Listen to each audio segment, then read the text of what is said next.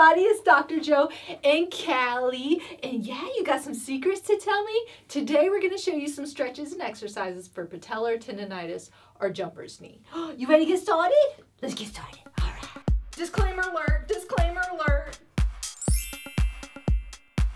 So if you haven't subscribed already, make sure and click on the button down there.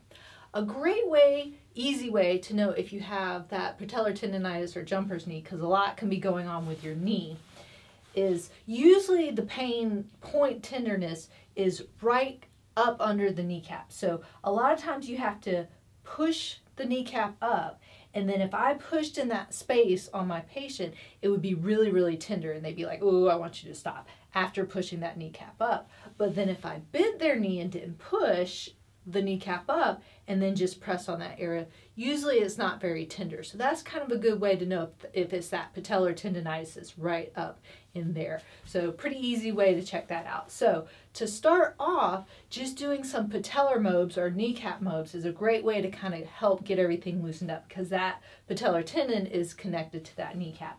So with the patellar mobs, you want to be completely relaxed. If your muscles are tight, like if you're having to stress your body to go over and do it, you're not going to be able to move that kneecap. So even if you have some irritation or inflammation in there, you should be able to move that kneecap. So to start off, I like to do the side to side because that's usually the easiest one.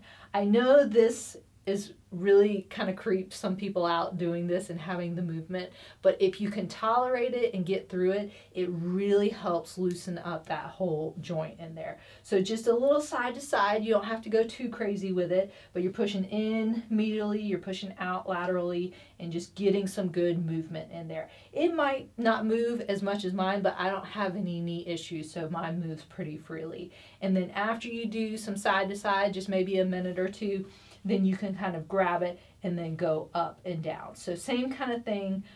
If you can tolerate doing it yourself nice and relaxed, that's great. But if this movement just doesn't feel good for you, or it gives you that ucky kind of feeling, maybe you can get somebody else to do it for you. But you're not pushing down in that kneecap and moving it. You're really trying to kind of open up that space and go straight up this way, back and forth, instead of pushing your pressure downward, because then that's just going to put more pressure in that group in there. So a little up and down, a little side to side, a minute of each, and that should get it nice and loosened up for you. So after you do those patella mobs, then we're going to start doing some stretching, because a lot of times with that patellar tendonitis, it comes from tight quads, tight hamstrings, and tight calves, and then weak glutes in the back. So we'll do some strengthening at the end for that as well. So the easiest way I like to stretch quads is doing it on your stomach and prone, because then you don't have to worry about keeping your upper thigh in a position, because the floor just kind of helps stabilize it. So if you take a strap, if you don't have a strap, you can use a dog leash, you can use a belt, but you want it to be something solid. So I'm going to do this on my left side when I roll over, just so it's closer to the camera, but you want to stretch out whatever side is the one that's painful for you. So put the strap around your ankle, and then you're going to roll over onto your stomach and bring the strap up and around your shoulder. So you're in this position. You want to be comfortable. You don't want to stress out the rest of your body. So if you want to lie all the way down, you can certainly do that. But what you're going to do is just take that strap and start pulling your knee towards your bottom until you feel a good stretch. You should feel that stretch in that quad right there. And you might feel it at your knee if you have that patellar tendonitis. So you want it to be a comfortable stretch. You don't want it to be painful. So if you're barely able to tolerate 10 seconds, you need to back off it a little bit. You just want to feel some tension. You don't want to feel pain. But the further you can go without pain will get it a better stretch. So you're going to hold that stretch for 30 seconds and then do that a total of 3 times. A lot of times people will ask me, should I do both sides? I would say yes, do both sides if you have time, because most likely if you have a side that's injured, you're compensating, so the other side is getting overworked and it needs to be stretched out as well. So the next stretch is a hamstring stretch. There's a whole lot of different ways you can stretch the hamstring as well, just like the quads. But an easy one to do where you don't have to have any equipment is just to put one leg straight out. You can curl this one out to the side. You can do them both at the same time if you want to. I feel like you can get a little bit more of a stretch doing just one at a time. You want to keep your knee down as straight as you can, and you want to keep your back straight too. So you're not curling, trying to touch your toes. I'm barely getting a stretch. You want to keep your back straight and just bend forward at your hips, because I'm getting more of a stretch here on my hamstrings underneath than actually curling down and wrapping around my feet. So keep that back nice and straight, bend forward, try and keep that knee straight as well. If you pull your toes up towards you like that, that'll give you a little more stretch because that'll activate your calves as well. So again, holding for 30 seconds, doing that 3 times, both sides if you have time for it. So then the next one is going to be a calf stretch. So if you can't quite get your toes to get that calf stretch while you're doing your hamstring, you can just do a calf stretch with a strap. So same kind of concept where you want to use the strap to do all the work. So take the strap, kind of put it where the ball of your foot is, and relax your foot. So you're not actively moving your toes towards you. You're using the strap to pull those toes towards you. So I feel that stretch in my calf area. Now if your knee is bothering you a lot, you might feel it in the knee because those calf muscles cross that knee joint, just like the hamstrings cross that knee joint. So if those muscles are tight, that's a lot of times why you have that pain in the knee. So again, same thing, holding it for 30 seconds and then doing that 3 times and then doing both sides if you have time and you can. So now we're going to go into some strengthening exercises. So the first one that I like to do is a simple straight leg raise. So with the straight leg raise, it's just like it sounds. You want to keep your leg as straight as possible. So pulling up your toes kind of helps lock out the leg. And I like to bend the other one just because that takes some pressure off of your back. And then just nice and slow, come up to about level of the knee that's propped up, and then slowly come back down. So you want to go slow and controlled with this motion. You're not going fast and just using momentum. You're really kind of squeezing that leg tight, getting those quads working, getting those hip flexors working, and getting some strengthening in there. But that nice controlled, especially going back down. Don't let it just plop back down.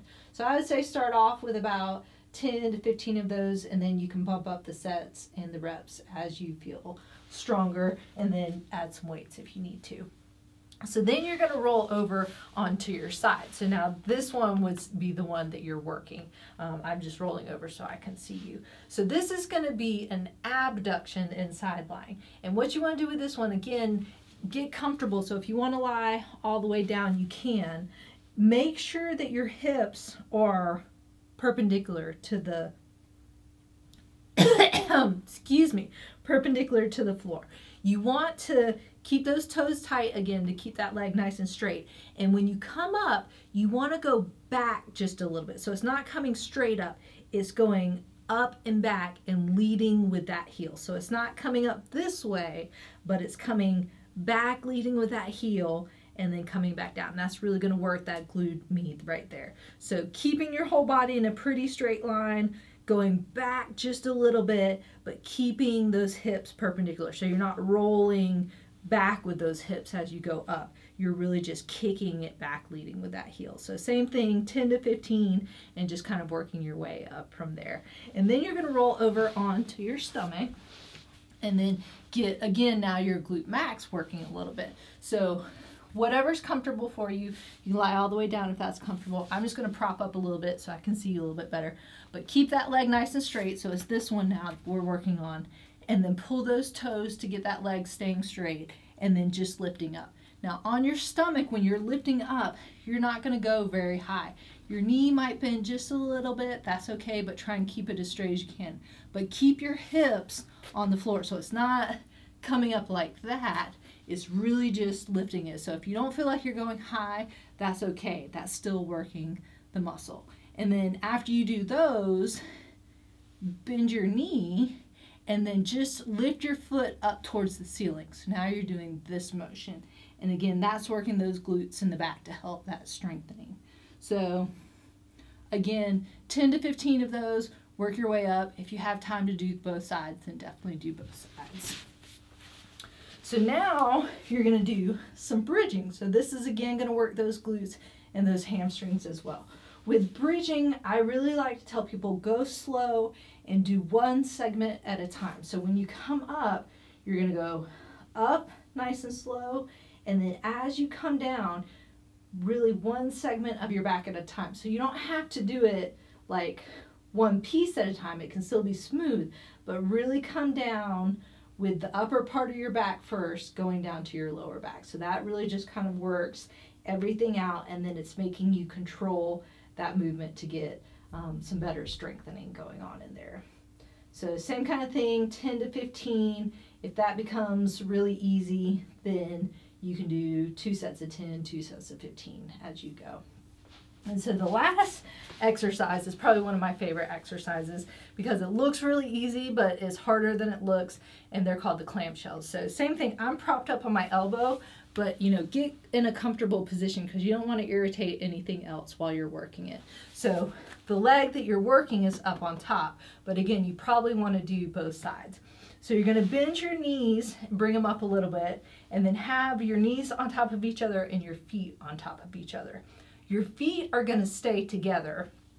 Your hips are going to be perpendicular to the floor again, so they're not rolling back. If you feel like they're rolling back, you might need to scoot up against the wall, because if they're rolling back, you're not working the muscles that you need to be working, which is the glute med here. So the top knee just comes up a little bit off of the other one. But again, see, my hips are really staying in one spot. So it's not this, it's not coming up like that. It's really keeping that in one spot and just lifting that knee, keeping those feet together.